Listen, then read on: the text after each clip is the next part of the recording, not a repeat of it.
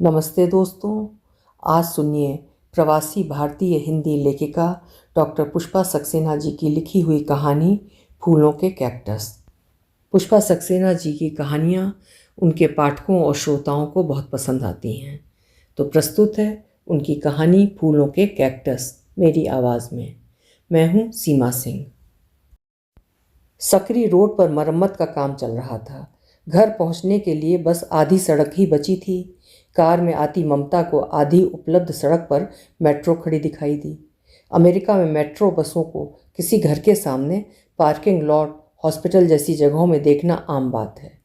असहाय बुजुर्गों, शारीरिक दृष्टि से अक्षम लोगों के लिए मेट्रो बस सेवा एक वरदान है। ममता ने मेट्रो से कुछ दूरी पर कार रोक दी। काफ़ी देर प्रतीक्षा के बाद भी रास्ता खाली न होता देख ममता कार से उतर आई। मेट्रो के पास पहुंचने पर जो दृश्य देखा वो स्तब्ध कर देने को काफ़ी था। व्हील चेयर पर बैठी महिला की आधी कुर्सी मेट्रो की लिफ्ट पर अटकी थी और आधी कुर्सी काफ़ी ऊंचाई पर अधर में लटक रही थी। भयभीत ड्राइवर फ़ोन से मदद मांग रहा था। मेट्रो की लिफ्ट बीच में अटक गई है। पैसेंजर को नीचे उतार पाना असंभव है। कोई भी हादसा हो सकता है। तुरंत हेल्प भेजिए। ये कैसे हो गया? लिफ्ट नीचे क्यों नहीं आई? ममता ने घबरा कर पूछा। मैं लिफ्ट नीचे कर ही रहा था, पर मैडम तेजी से व्हील चेयर चलाती आ गई। लिफ्ट बीच में ही अटक गई। ड्राइवर परेशान था। अब उन्हें कैसे नीचे उतारा जाएगा? ममता अधर में लटकी महिला के प्रति चिंतित थी, पर वो निर्विकार भाव से शून्य में निहार रही थी। इनके साथ घर में कोई और नहीं रहता? नहीं, मैडम अकेली ही रहती हैं। थोड़ी देर में हेल्प आ जाएगी, तभी कुछ हो सकेगा। ममता कुर्सी पर लटकी महिला के पास आ गई। डोंट वरी, सब ठीक होगा। अच्छा है आज बारिश नहीं हो रही है, धूप खिली है। आपको विटामिन डी मिल रहा है। ममता ने बात कहकर माहौल को हल्का करना चाहा। ममता की बात पर महिला ने उस पर एक हल्की दृष्टि डाली। चेहरे पर डर का नाम तो लेश मात्र को भी नहीं था। अनुत्तरित महिला से ममता ने फिर कहा, आपने इतने सुंदर फूल लगा रखे हैं कि कोई भी इन्हें देखने जरूर रुकना चाहेगा। ममता ने घर के प्रवेश द्वार पर खिले रंग बिरंगे फूलों पर प्रशंसा भरी दृष्टि डालकर कहा, उसने लगाए थे, पीछे गार्डन है, देख सकती हो। फिर वो कुछ दूर लगे पेड़ों को देखने लगी। उसी समय मेट्रो ऑफिस से 3-4 गाड़ियां आ पहुंची। एक व्यक्ति ने कैमरे से अलग अलग एंगल से धड़ाधड़ फोटो खींचनी शुरू कर दी। 2 अधिकारी स्थिति का निरीक्षण करने में व्यस्त थे।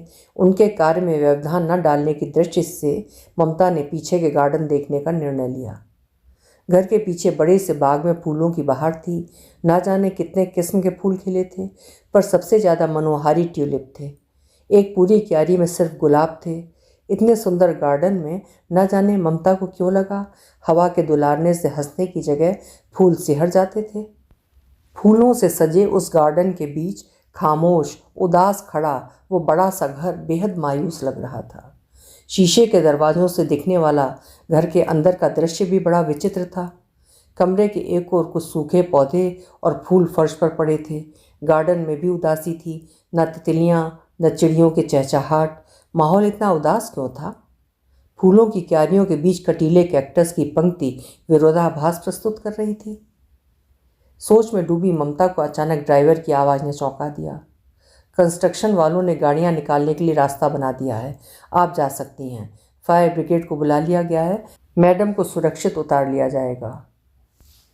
इतने सुंदर फूलों वाले गार्डन देखने का मौका दिया, बहुत शुक्रगुजार हूँ। आपसे मिलने फिर जरूर आऊँगी। ममता ने महिला को धन्यवाद देना अपना फर्ज समझा। क्यों? अजीब सवाल किया। आपसे जानकारी लेनी है। इन फूलों को कौन सी खास देखरेख की ज़रूरत है? शायद कोई स्पेशल फर्टिलाइज़र दिया गया है? हल्की मुस्कान के साथ ममता ने कहा। नफरत के जहर से सींचे गए फूल हैं, निर्लिप्त भाव से उसने कहा। क्या? उस विचित्र जवाब से ममता का चौंकना जरूरी था। तुम नहीं समझोगी। आपका नाम जान सकती हूँ? जेनिफर, पापा जेनी पुकारते थे। उन्होंने कभी कोई नाम नहीं दिया। आप किसकी बात कर रही हैं? माइकल, पर माइक नाम से जाना जाता था। माइक आपके कौन थे? कभी जान नहीं सकी। तुम्हें देर हो रही है, घर में कोई इंतज़ार करने वाला है? हाँ, माँ है। अभी शादी नहीं हुई? अच्छा है, लकी गर्ल। तुम्हारे साथ माँ है। Okay bye. अचानक उसने ममता को छुट्टी दे दी। कार ड्राइव करती ममता के दिमाग में एक ही बात घूम रही थी। नफरत के जहर से सींचे गए फूलों का क्या मतलब था? माइक कौन था? ममता के अंदर का कहानीकार सब कुछ जान लेने को बेचैन था। उसे जेनी से मिलने जरूर जाना होगा। हफ्ता भर बाद ममता ने जेनी के घर की डोरबेल बजाई। बिना इजाज़त लिए किसी के घर जाना असामान्य बात थी, पर न जाने क्यों ममता को लगा कि अगर वो फ़ोन से समय मांगेगी तो जेनी उसे मिलने नहीं आने देगी। दरवाज़ा व्हील चेयर में आई जेनी ने ही खोला था। हेलो जेनी, मुझे पहचाना? हल्की मुस्कान के साथ ममता ने विश किया। हाँ, तुम वही लड़की हो, उस दिन देखा था। कहो क्या काम है? आपसे मिलने आई हूँ। ठीक है, अंदर आ जाओ। व्हील चेयर पीछे करती जेनी ने ममता को भीतर आने की जगह दी। बड़े से हॉल नुमा कमरे में प्रविष्ट होती ममता ने चारों ओर नज़र दौड़ाई। घर का फर्नीचर वैभव का साक्षी था। कीमती सोफ़ा सेट, अलमारियों में सजी किताबें, डाइनिंग रूम में शानदार चाइना क्रॉकरी से सजा शोकेस, दीवारों पर पेंटिंग्स, कारपेट, सब कुछ भव्य था। उस शांत घर में एक अजीब से सन्नाटे का माहौल था। बैठो, कहो क्या काम है? जानती हूँ तुम ऐसे ही नहीं आई हो, जेनी ने सपाट आवाज़ में कहा। जी? उस दिन आपने एक अजीब बात कही थी, वही बात मुझे बेचैन कर रही है। कौन सी बात? आपने ये क्यों कहा कि ये फूल नफ़रत के जहर से सींचे गए हैं? मैं तो यही जानती हूँ, सिर्फ फूल ही नहीं, पेड़ पौधे भी प्यार चाहते हैं। अपनी अवज्ञा उन्हें स्वीकार नहीं होती, वे सूख जाते हैं। मेरा एक्सपीरियंस अलग है। क्यों जेनी? क्या करोगी जानकर? प्लीज़ जेनी, अपनी बेटी या छोटी बहनी समझकर अपने मन की बात बता दो। कहते हैं अगर मन पर कोई बोझ हो उसे किसी के साथ बांटने से मन हल्का हो जाता है। प्लीज़। ममता की आवाज़ में गहरी अनुनय थी। ममता के चेहरे पर नज़र डालकर जेनी सोच में पड़ गई। चाय पियोगी? चाय के साथ मुझे झेल सकोगी? ना जाने क्यों आज महीनों बाद तुमसे बात करने को मन तैयार है। सच? तो मैं चाय बनाती हूँ। खुशी से ममता का चेहरा चमक उठा। उसके उठने के उपक्रम पर जेनी ने नाराज़गी से कहा, मैं अपना काम खुद करती हूँ, मुझे किसी की दया नहीं चाहिए। तुम ये बुक्स और पेंटिंग्स देखो, मैं चाय लाती हूँ। बुक शेल्फ में सजी किताबें देखकर ममता विस्मित थी। नामी लेखकों के कलेक्शंस के साथ कई पेंटिंग की किताबें थीं। दीवारों पर लगी पेंटिंग्स के नीचे छोटे अक्षरों में माइक लिखा था। कौन है ये माइक? जेनी अपनी चेयर पर लगी ट्रे में 2 कप चाय बिस्किट ले आई। ममता कुर्सी पर बैठ गई। ये किताबें आपकी हैं, लगता है आपको पढ़ने का बहुत शौक़ है। पापा के साथ मैं भी बुक्स में इंटरेस्टेड थी। उनकी लाइब्रेरी को माइक ने और बढ़ा दिया। मैनेजमेंट और पेंटिंग की किताबें उसकी हैं। ये घर आपका है? ये घर मेरे पापा मम्मी के प्यार की निशानी है। पापा को मम्मी से सच्चा प्यार था। उनका सब कुछ मम्मी के नाम था। विकलांगता के साथ मेरा जन्म मम्मी को तोड़ गया। अपने शिशु के लिए उन्होंने ढेर सारे सपने देखे थे। मम्मी बहुत भावुक थी। दुखी मम्मी को पापा समझाते। तुम दुखी क्यों होती हो नैन्सी? ये बच्ची देकर गॉड ने हमें सेवा का मौका दिया है। हम अपनी जेनी को दुनिया की हर खुशी देंगे। पर मम्मी ज़्यादा दिन दुखी नहीं रह सकी। जेनी अचानक चुप हो गई। क्यों, क्या हुआ जेनी? पता नहीं मम्मी किन ख्यालों में डूबी थी। उनकी कार का एक्सीडेंट हो गया। आखिरी सांस लेती मम्मी ने पापा से प्रॉमिस लिया था कि जेनी को कभी दुखी मत होने देना। पापा ने अपना प्रॉमिस पूरा किया। मेरी कमर के नीचे के निर्जीव शरीर के इलाज में कोई कमी नहीं छोड़ी। पानी की तरह पैसा बहाने पर भी डॉक्टरों की कोशिश नाकाम साबित हुई। सच्चाई स्वीकार करना ही उनकी नियति थी। सच, आपके पापा महान थे, वरना दूसरी शादी करके नई जिंदगी शुरू कर सकते थे। ममता ने सच्चाई से कहा। बढ़ती उम्र के साथ पापा की मेरे लिए चिंता बढ़ती जा रही थी। मेरी फिक्र उन्हें चैन से सोने भी नहीं देती थी। 1-2 रिश्तेदारों ने मदद की पेशकश की, पर उनकी शर्त थी कि पापा अपनी जायदाद उनके नाम कर दें। पापा को डर था जायदाद पाने के बाद वे मेरे साथ न जाने कैसा बर्ताव करेंगे। हाँ, उनका डर तो ठीक ही था। पैसों के लालच से बड़े बड़ों का ईमान डोल जाता है। ममता ने हामी भरी। पापा ने एक तरीका सोच लिया। माइकल अनाथालय का सबसे ज़हीन युवक था। ओल्ड एज होम में रहने वाली कैंसरग्रस्त माँ अपने बेटे को अनाथालय में रखने को मजबूर थी। पापा ने माइकल को बुलाकर साफ शब्दों में अपना प्रस्ताव रख दिया। तुम्हें पैसों की समस्या है, राइट? चाह कर भी किसी अच्छे कॉलेज में एडमिशन नहीं ले सकते। क्या मैं ठीक कह रहा हूँ? जी, कॉलेज की भारी फीस नहीं दे सकता। अगर मैं तुम्हारा एडमिशन अमेरिका के सबसे अच्छे कॉलेज में करा दूं? इस मेहरबानी की वजह? इसकी वजह ये मेरी बेटी जेनी है। माइकल ने उड़ती नज़र व्हील चेयर में बैठी जेनी पर डाली। ओह, तो आप इनके लिए एक केयर टेकर चाहते हैं? केयर टेकर नहीं, अपनी बेटी के लिए एक पति की तलाश है। माफ़ करें सर, इनके लिए केयर टेकर या पति दोनों में कोई फ़र्क नहीं होगा। फ़र्क है। केयर टेकर को मैं अपना वारिस नहीं बना सकता, ना उसके साथ मेरी बेटी एक बीवी की तरह सुकून भरी ज़िंदगी बिता सकती है। यानी आप चाहते हैं मैं आपकी बेटी का पति बनकर मजबूरी की ज़िंदगी काटूं? माफ़ कीजिए, ये मेरे लिए कतई मुमकिन नहीं होगा, कुछ तल्खी से माइक ने कहा।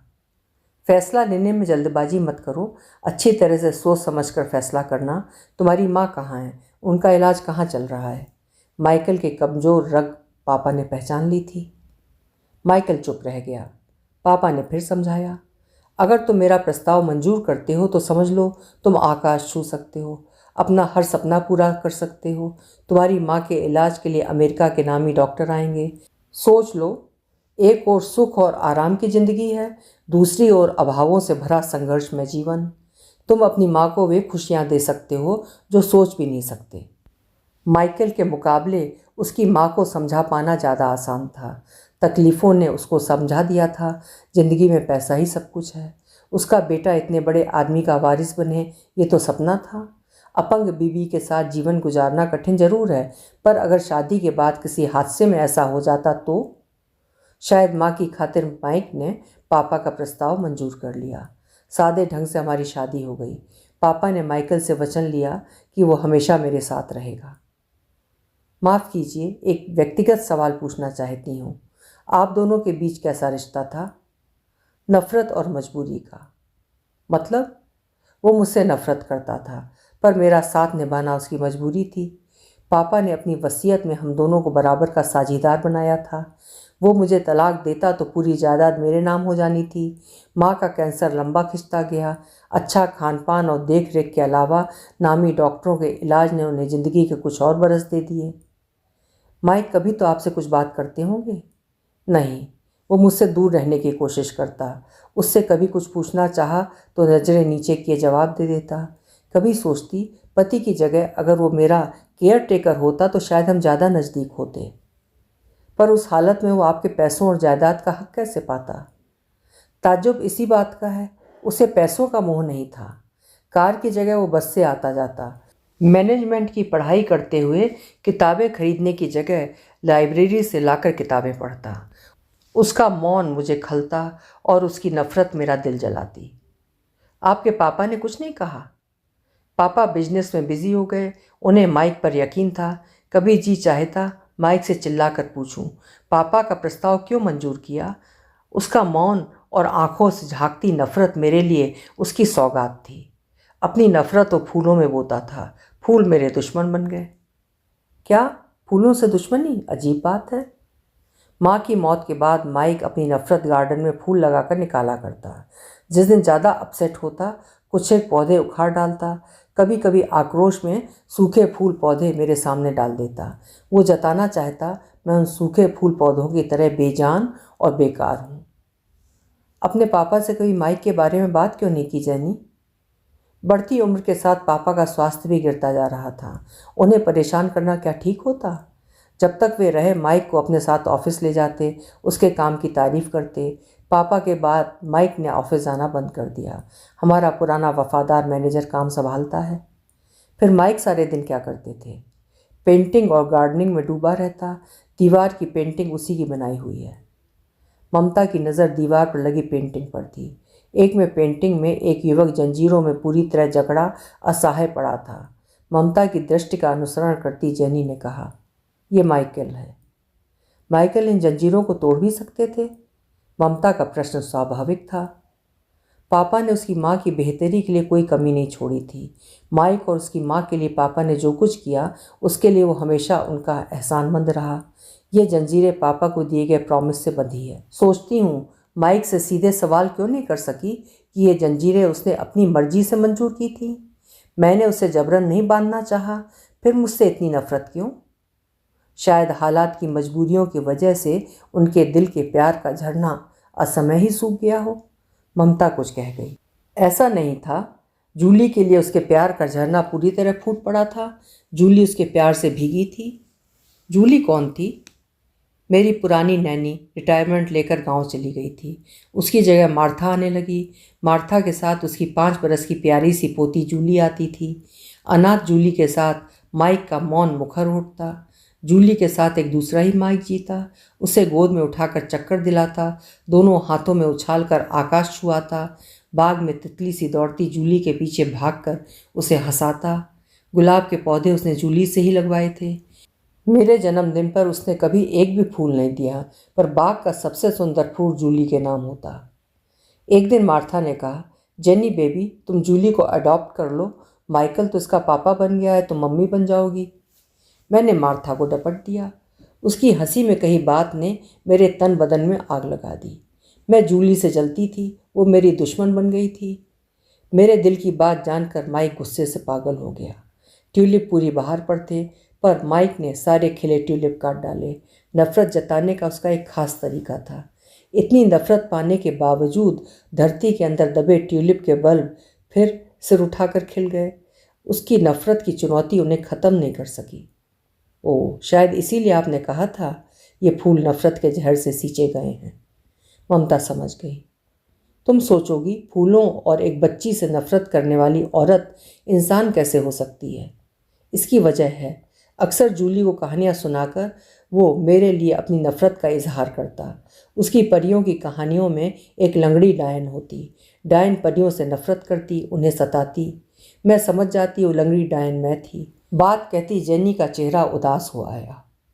आप ऐसा क्यों सोचती हैं? मैंने भी कुछ कहानियाँ पढ़ी थीं, उनमें परियों को परेशान करने वाली कोई डायन होती थी। ममता ने समझाना चाहा। मेरा अनुभव तुम्हारी बात नहीं मान सकता। मैंने हर पल उसकी आंखों में अपने लिए झांकती नफरत साफ देखी है। जूली के लिए उसके प्यार में मेरे लिए नफरत होती। शायद इसीलिए मैं जूली और फूलों से जलती रही। एक बात कहूँ, यह सच है कि माइक से जो प्यार आपको मिलना चाहिए था वो जूली के हिस्से में गया, पर वो प्यार तो एक अनाथ बच्ची के लिए ममता का रूप था। शायद माइक को जूली में अपना अतीत दिखता रहा हो, फिर भी आपकी ईर्ष्या स्वाभाविक थी। एक पल को माइक के बारे में सोचिए, उसे क्या मिला?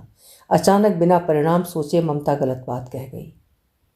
ममता पर गहरी नज़र डालकर जेनी कहती गई, सब कुछ जानते समझते माइक ने अपनी मंजूरी देकर मुझसे रिश्ता जोड़ा था। उसने सिर्फ मेरा अपंग शरीर देखा, मेरे मन में झांकने की कभी कोशिश क्यों नहीं की? मेरा तन नहीं, पर मन भी तो कुछ चाहता रहा होगा।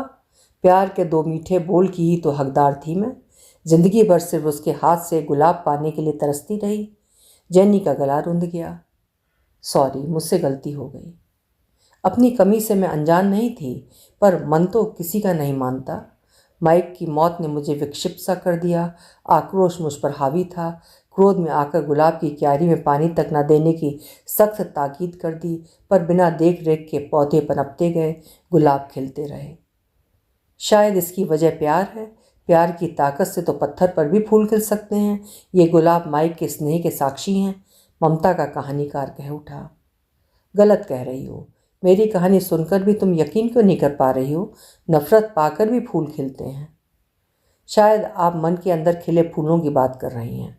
ममता फिर कह बैठी, नहीं, मैं इस बाग के फूलों की बात कह रही हूँ। ये सब मेरे लिए उसकी नफरत के गवाह हैं। एक सच बताऊँ, इन फूलों की तरह ही मुझसे नफरत की वजह से तो ये जीता रहा, पर जूली के प्यार ने उसे ख़त्म कर दिया। क्यों, क्या हुआ? ममता चौंक उठी। हाँ, जूली के दिल में जन्म से छेद था। मार्था उसकी तकलीफ नहीं समझ पाई। इलाज में देर हो गई। जूली की मौत ने माइक को पूरी तरह से तोड़ दिया। जूली की मौत के लिए उसने मुझे ही जिम्मेदार ठहराया। अगर मैंने जूली को अडॉप्ट कर लिया होता तो उसकी ज़िंदगी इतनी छोटी नहीं होती। क्या इस बात में सच्चाई नहीं थी?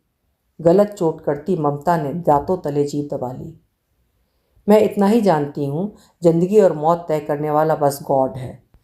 काश माइक भी ये सच मंजूर कर पाता, पर जूली के बिना माइक की ज़िंदगी बेमानी हो गई। उसने अपने को कमरे में बंद कर लिया। ज़िंदगी से बेजार माइक ज़्यादा दिन जिंदा नहीं रह सका। आखिरी वक्त तक वो जूली की तस्वीरें बनाता रहा और उन्हीं के साथ हमेशा के लिए सो गया। क्या मैं वे तस्वीरें देख सकती हूँ?